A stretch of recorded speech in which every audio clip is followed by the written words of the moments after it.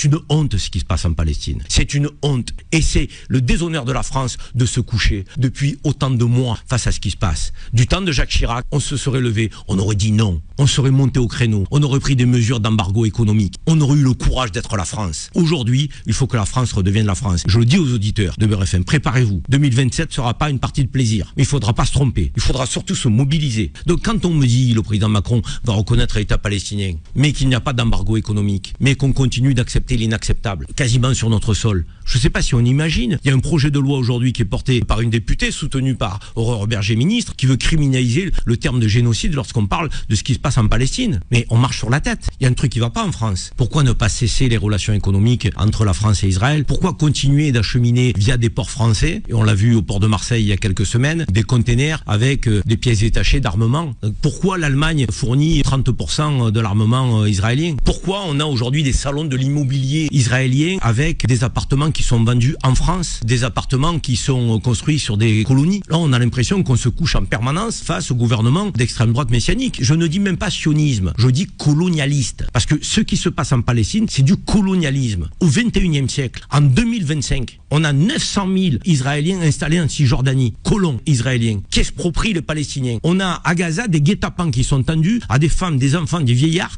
qui crèvent de faim, qui sont affamés lorsqu'ils se dirigent vers des structures humanitaires pour aller essayer d'aller chercher un minimum d'aliments pour se nourrir. Et qu'est-ce qu'on fait? On leur tire dessus.